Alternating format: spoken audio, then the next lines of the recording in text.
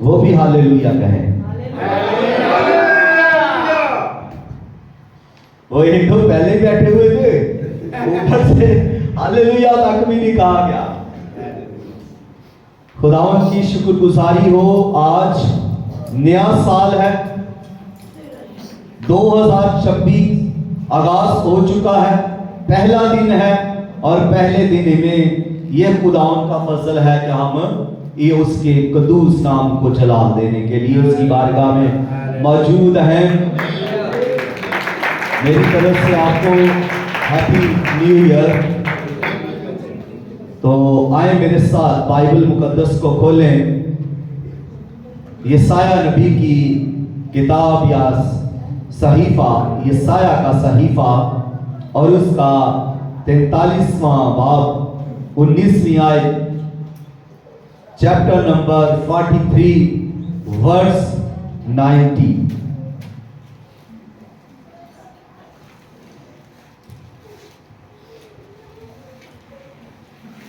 دیکھو میں ایک نیا کام کروں گا، اب وہ ظہور میں آئے گا، کیا تم اس سے نا واقف رہو گے؟ میں بیابان میں ایک راہ اور صحرا میں ندیاں جاری کروں گا۔ خداوند کے کلام کے پڑھے، سنے اور قبول کیے جانے پر خداوند کی افراد کے ساتھ برکت ہو۔ اس سب کہیں آمین۔ اس آیت کے 5 حصے ہیں۔ پہلا حصہ، دیکھو میں ایک نیا کام کروں گا۔ دوسرا حصہ، اب وہ ظہور میں آئے گا۔ تیسرا، کیا تم اس سے ناواقف رہو گے؟ اور چوتھا، ہاں میں بیابان میں ایک راہ، اور 5واں حصہ، صحرا میں ندیاں جاری کروں گا۔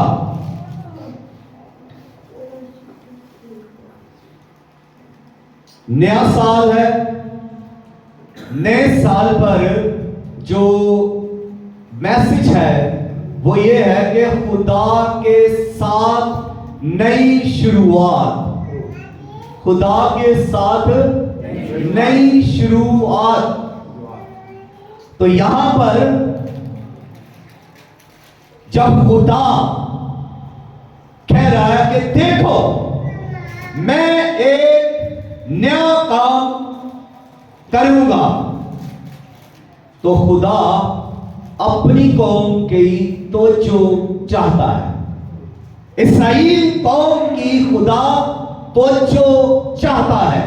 اسرائیل اس وقت اپنی خطاؤں کی وجہ سے، اپنی نافرمانیوں کی وجہ سے، اپنے گناہوں کی وجہ سے ناکامیوں میں تھی، خدا سے دوری اختیار کیے ہوئے تھی، اور اپنی اس حالت کی وجہ سے وہ دوسری اقوام کی طرح گری ہوئی تھی۔ تو یہاں خدا اپنی قوم کی فکر کرتا ہے، اپنی قوم کی طرف مبذول ہوتا ہے، اپنی قوم کی طرف راغب ہوتا ہے، اپنی قوم کی طرف متوجہ ہوتا ہے، اور اپنی قوم سے مخاطب ہو کر کہتا ہے میں دیکھو میں ایک نیا کام کروں گا۔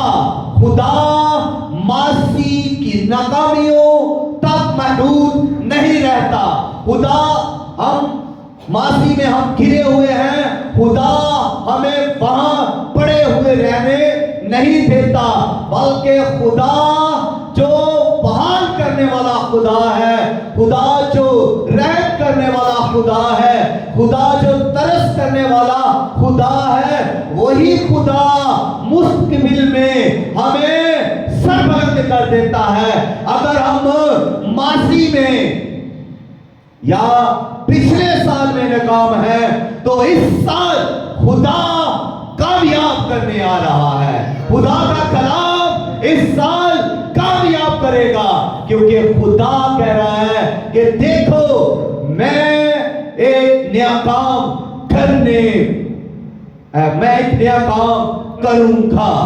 تو یہ پہلا حصہ ہے. خدا اپنے اس نئے کام کو جب کرتا ہے تو وہ بتا رہا ہے کہ میں یہ نیا کام کروں گا. اور پھر کہتا ہے اب وہ ظہور میں آئے گا. مطلب یہ کہ اب وہ ظاہر ہوگا. جو چھپا ہوا تھا، جو نہیں ہوا، وہ اب ظاہر ہوگا. اگر تم ناکام ہو تو اب بحال کیے جاؤ گے. اب اگر تم گرے ہوئے ہو تو اٹھائے جاؤ گے اور عروج تجھے دیا جائے گا، سربلند تجھے کیا جائے گا. خدا اپنی قدرت کے وسیلہ سے نیا کام کرتا ہے. اور نیا کام ہی نہیں کرتا، نیا کام ایک تبدیلی ہی نہیں، بلکہ خدا کی مفوقل فطرت کا ظہور بھی ہے. خدا کی مفوقل فطرت یعنی روح القدس کی قدرت کا ظہور بھی ہے.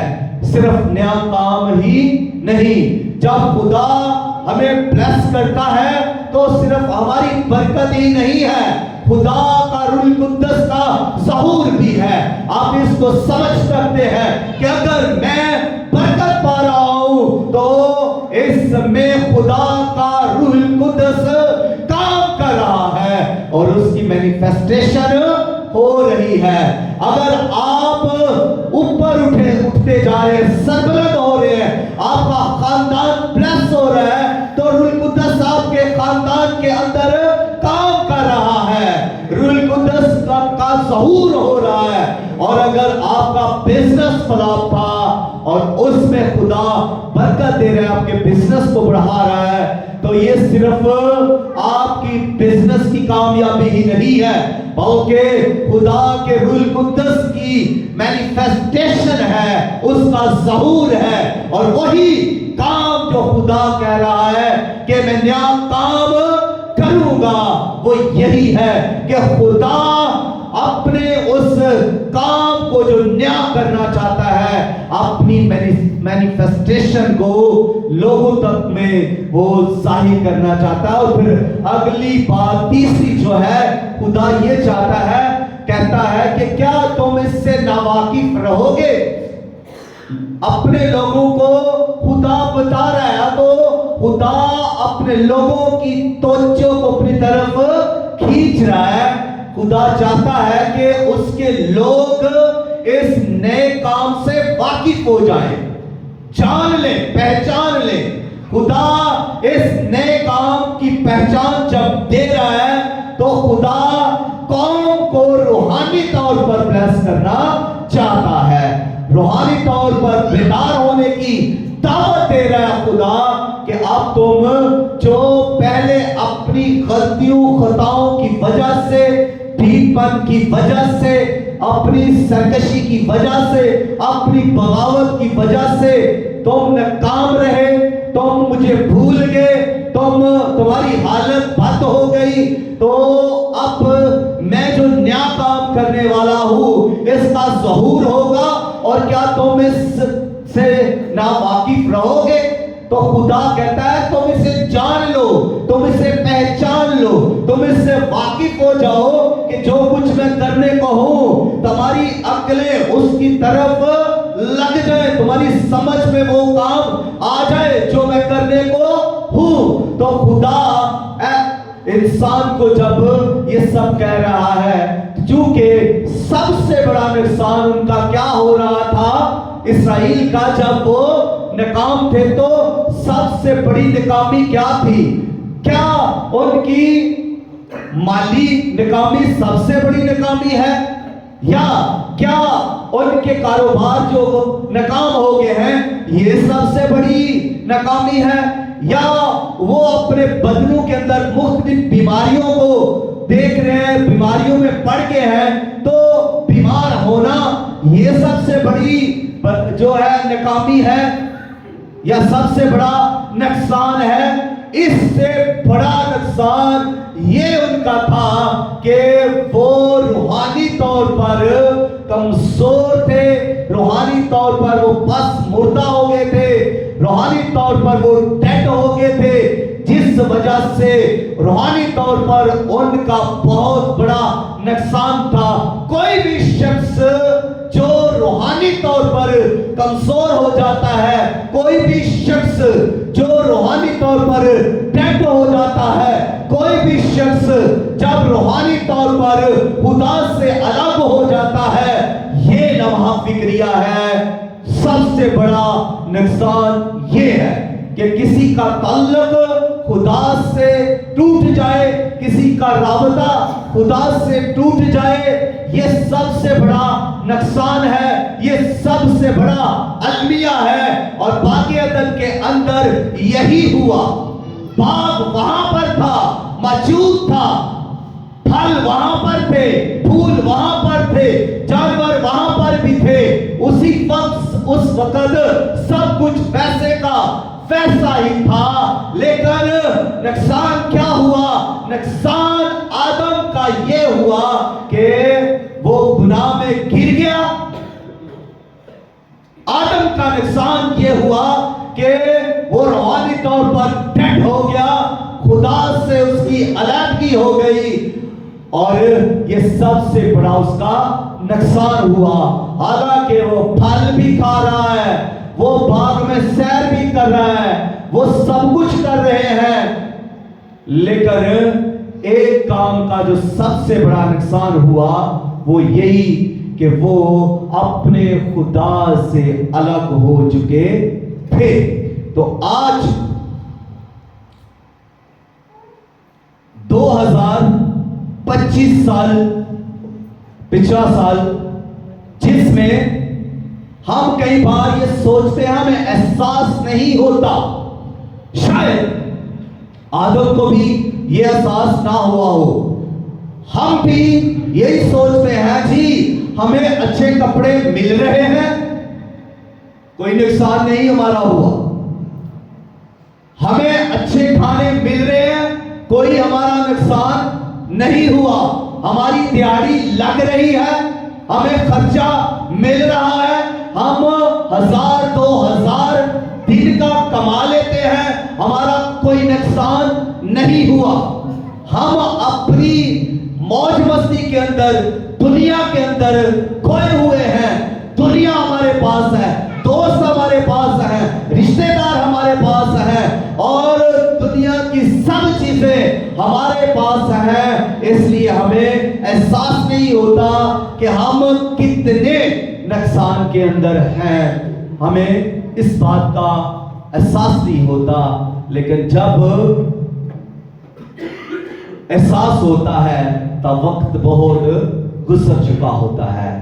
हम इसी दुनिया के अंदर गुनाह करते रहते हैं, हम इसी दुनिया के अंदर बहुत सारे ऐसे काम कर जाते हैं जो खुदा को पसंद ही नहीं होते, जिसकी वजह से हमारी जिंदगी के अंदर एक खला पैदा हो जाता है, जिसकी वजह से हम खुदा से दूर हो जाते हैं। हम ये सोचते हैं कि हम चर्च में आते हैं, हम ये सोचते हैं हम तो इबादत कर रहे हैं, हम चर्च आ रहे हैं, और ये सब कुछ हमारी जिंदगी के अंदर एक रूटीन की तरह, रूटीन वाइज हो रहा है, हमें एहसास नहीं होता।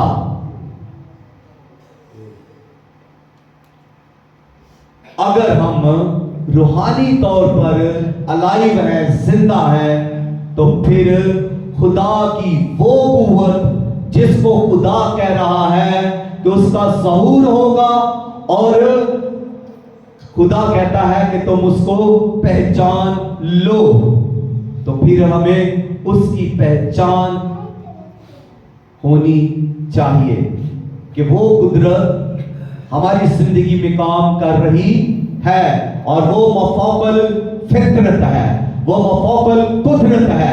खुदा की मफौकल फितरत, कुव्वत, कुदरत, खुदा का रूहुल कुद्दस काम कर रहा है।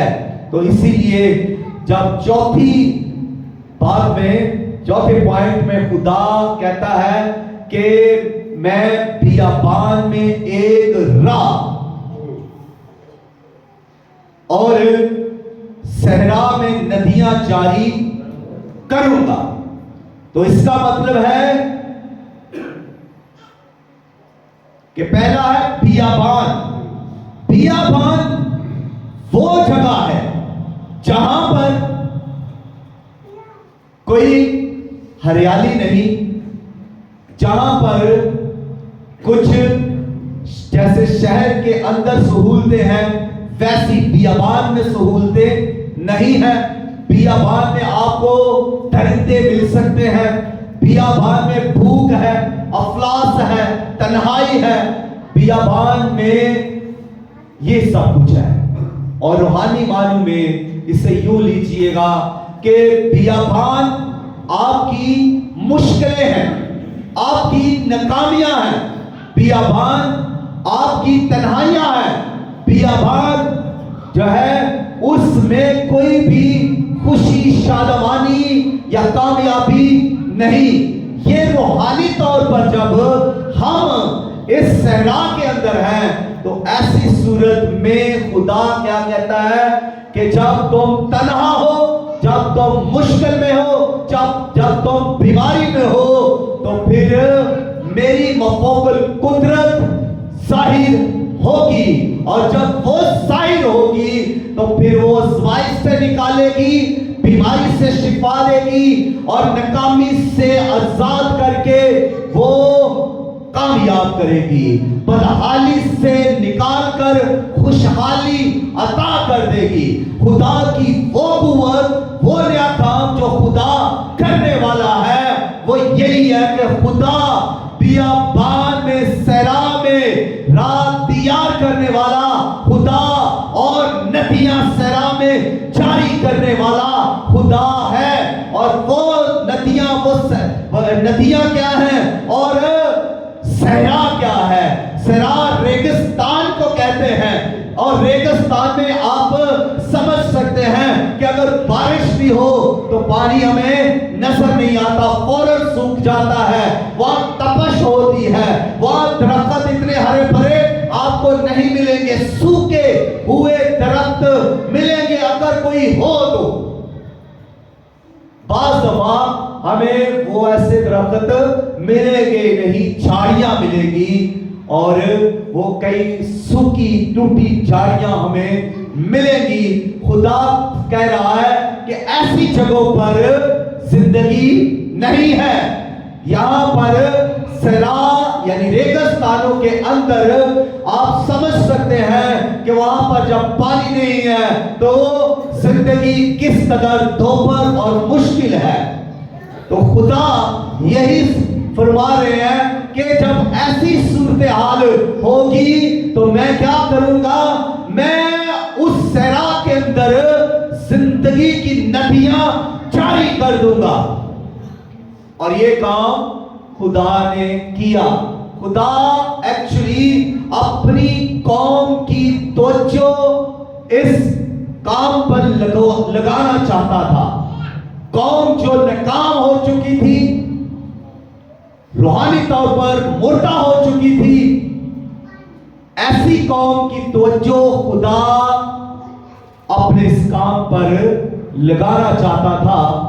اور یسایہ نبی وہ نبی ہے جس نے سب سے زیادہ یسوع مسیح کے بارے میں بیان کیا, جس نے سب سے زیادہ یسوع مسیح کے بارے میں پیشن گوئیاں کی, نبوتیں کی. اور یوں کہیں کہ اگر بائبل مقدس کے اندر 4 اناجیل ہیں تو 5ویں یہ انجیل ہے جو سب سے زیادہ یسوع مسیح کے بارے میں بیان کرتی ہے. یہ کتاب یسایہ نبی کی کتاب یہ سب سے زیادہ یسوع مسیح کے بارے میں بیان کر رہی ہے. اس لیے اگر ہم اس کو 5ویں انجیل بھی کہیں تو غلط نہیں ہے. جیسے متی کی انجیل, مرکز کی انجیل, لوکا کی انجیل اور یوحنا کی انجیل ہے, تو ہم اس یسایہ نبی کے صحیفہ کو بھی यशायाह की अंजील कह सकते हैं। अंजील का मतलब है खुशखबरी, वो खुशखबरी जो मसीह के बारे में दी जाए। तो ये वो किताब है जहां सबसे ज्यादा हमें पेशन गोइयां यीशु मसीह के बारे में हमें मिलती हैं। अब ये जो आयत हमने पढ़ी है, यहां पर भी ये बात वाज़ेह तौर पर बयान की गई है कि वो काम, जो नया काम खुदा करने वाला था, जब वो खुदा बियाबान में राह पैदा करने वाला था, तो वो राह यीशु मसीह ने कहा 14वें बाब के अंदर 6ठी आयत, यूहन्ना में कहा कि राह, हक और जिंदगी मैं हूं। फिर यीशु मसीह ने यह भी कहा कि जिंदगी का पानी मैं हूं। और यीशु मसीह जब जिंदगी की राह है, तो फिर ये बात पूरी होती है कि खुदा अपने लोगों के लिए राह, बियाबान में राह तैयार जो करने वाला था, वो राह, वो रास्ता खुदावन यीशु मसीह है, जो निजात का रास्ता है, जो बाप की तरफ जाने वाला वाहिद रास्ता है, वो खुदावन यीशु मसीह है। और जिंदगी की नदियां जारी करने वाले को जब ये यशायाह नबी कह रहा है, तो यीशु मसीह के बारे में ये कह रहा है। तो यीशु मसीह ने भी कहा कि मैं तुम्हारे बदनों में जिंदगी की नदियां जारी कर दूंगा। और ये जब यीशु मसीह आसमान पर उठाए गए, तो रूहुल कुद्दस ईदे पेंतिकुस्त के दिन नाज़िल हुआ। और फिर खुदा की कुदरत ने, खुदा के रूह ने, खुदा की मफौकल फितरत कुव्वत ने मदाखलत की।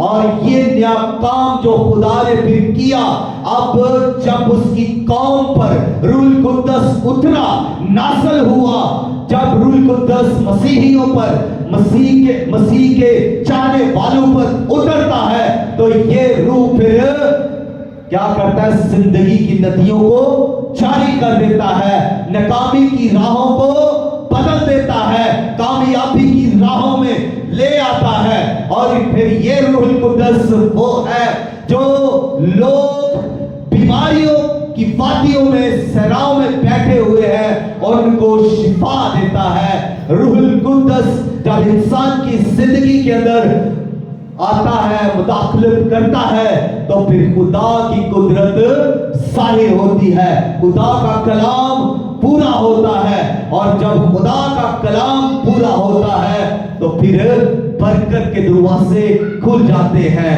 फिर खुदा के मंसूबे इंसान की जिंदगी में पूरे होने लगते हैं। खुदा की मफौकल कुदरत ही इंसान को इस लायक बनाती है कि खुदा के कलाम के मुताबिक अपनी जिंदगी को गुजार सके।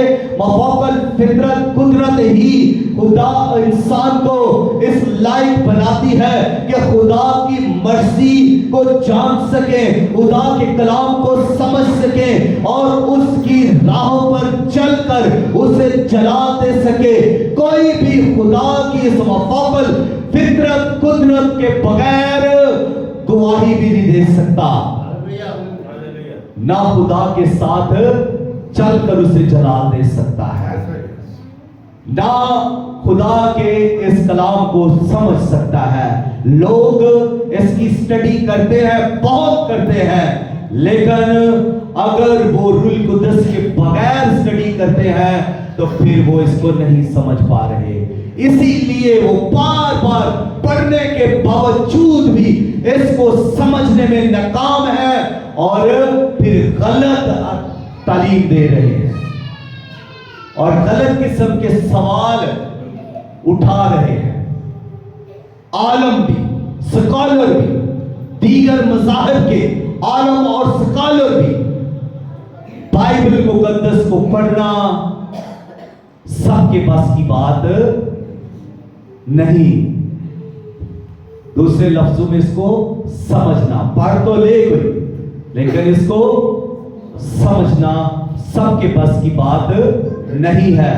خدا جسے اپنے روح القدس کی قدرت بخشے وہی اس کو سمجھ سکتا ہے. تو آپ دیکھتے ہوں گے انٹرنیٹ پر بھی بہت سارے ایسے سوال ہیں جو ہمیں بڑے عجیب لگتے ہیں, آپ کو بھی لگ رہے ہوں گے کہ یہ عام بات ہے اور اس کو سمجھ نہیں آ رہی. ان کو اس لیے نہیں آ رہی کہ وہ روح القدس سے معمور نہیں ہے, ہمیں اس لیے سمجھ آ رہی ہے کہ ہم روح القدس سے معمور ہیں, ہمیں سمجھ بخشی گئی ہے, ہم پر بھید کھولے گئے ہیں اور ہمیں یہ کلام دیا گیا ہے تاکہ ہم اس کو سمجھے بھی, اس پر عمل بھی کریں اور اس کی برکت بھی پائیں.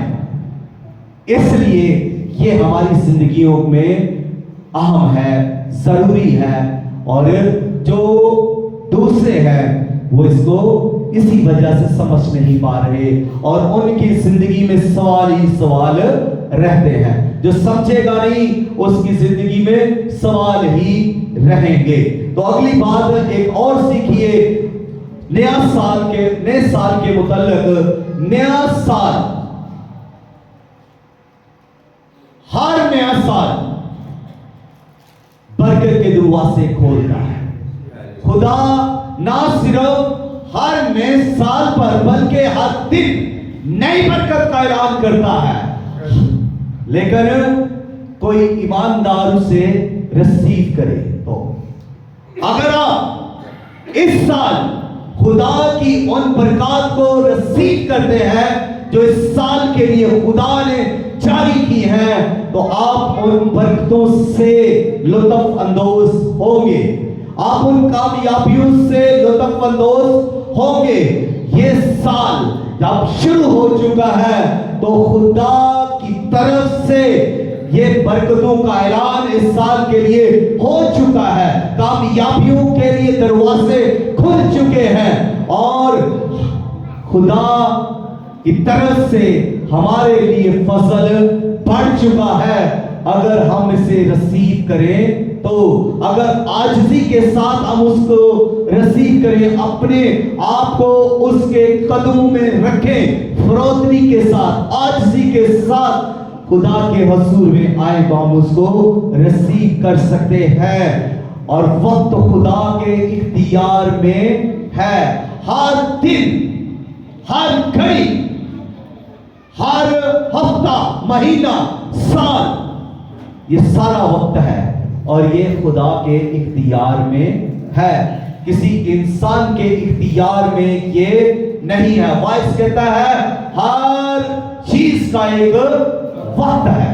تو اس کا مطلب کیا ہے کہ ایک وقت ٹھہرا دیا گیا ہے اور وہ وقت خدا کا وقت ہے, وہ وقت خدا نے دیا ہے. کیلنڈر تو دیکھیں یہودیوں نے بنائے, یہودی calendar, English calendar, Punjabi calendar, Urdu calendar, یہ کیلنڈر تو بہت سارے ہیں لیکن انسانوں نے بنائے ہیں. انسان ان کی تاریخ بدل سکتے ہیں لیکن اس کا وقت نہیں بدل سکتے. یہ دن کا سارا اختیار خدا کے پاس ہے, ہفتے کا سارا اختیار خدا کے پاس ہے, مہینے کا, سال کا سارا اختیار خدا کے اختیار میں ہے. تو مطلب یہ ہوا کہ وقت خدا کے اختیار میں ہے اور اسی وجہ سے بنی اسرائیل قوم جب غلامی میں 450 سال تھی تو یہ خدا کا وقت تھا, خدا کے اختیار میں تھا. خدا ان کو ایک سال میں بھی باہر لا سکتا تھا. خدا انہیں 5 سال کے بعد بھی اس غلامی سے نجات دے سکتا تھا, لیکن خدا کا متعین وقت, مقرر وقت, دیا ہوا وقت, ٹھہرایا ہوا وقت اس کو خدا ہی نے ٹھہرایا ہے. تو خدا ہی اس وقت میں سے آپ کو نکال کر بلیس کر سکتا ہے. تو مطلب یہ کہ آزمائش کا بھی ایک وقت ہے, ناکامی کا بھی ایک وقت ہے, بیماری کا بھی ایک وقت ہے, شفا کا بھی ایک وقت ہے, کامیابی کا بھی ایک وقت ہے, اور सरफराज होने का भी एक वक्त है। इसीलिए लिखा है कि बस तुम खुदा के कभी हाथ के नीचे फरोतनी के साथ रहो, ताकि वो तुमको वक्त पर सरफराज करे। वक्त पर जो खुदा ने वक्त ठहरा दिया है, खुदा उसी में ब्लेस करता है। खुदा की बफौकल फितरत कुव्वत जो है उसी वक्त में ज़हूर पजीर होती है। अब रूहुल कुद्दस ईदे पेंतिकोस के दिन ही क्यों शागिर्दों पर नाज़िल हुआ? पहले भी हो सकता था। यशाया नबी तो देखें यहां पर 700 साल पहले ये पेशेनगोई कर रहा है, तो खुदा इसको पहले भी कर सकता था, लेकिन क्या था? खुदा का वक्त मुकर्रर था। खुदा ने वक्त ठहराया हुआ था, क्योंकि वक्त खुदा के इख्तियार में है। और इसी वजह से रूहुल कुद्दस वक्त पर नाज़िल हुआ। यीशु मसीह वक्त पर पैदा हुए, वक्त पर सलीब दिए गए, वक्त पर जिंदा हुए और वक्त पर आसमान की तरफ उठाए गए और वक्त पर ही रूहुल कुद्दस नाज़िल हुआ।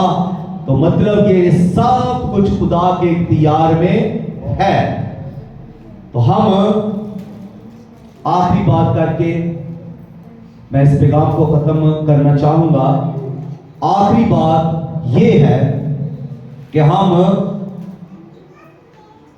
तौबा करके नई शुरुआत की जो कुंजी है, तौबा नई शुरुआत की कुंजी है। तो तौबा करके हम खुदा के मंसूबों में दाखिल हों, अपनी बरकतों को रिसीव करें। तो ये वक्त है हमारे लिए कि हम अपने कि जो पिछले साल की गलतियां खता हैं हम जानते हैं, हम अपने आप को बेहतर जानते हैं, और हम इस वक्त जो हमारे लिए ठहराया हुआ वक्त है, मौजूद वक्त है, हम खुदा की हुज़ूरी में खड़े होकर तौबा करके शुरुआत की बरकत की शुरुआत की कुंजी को लगाकर अपनी बरकतों को जो इस साल की है रिसीव कर सकते हैं। आए अपने कदमों पर खड़े होंगे और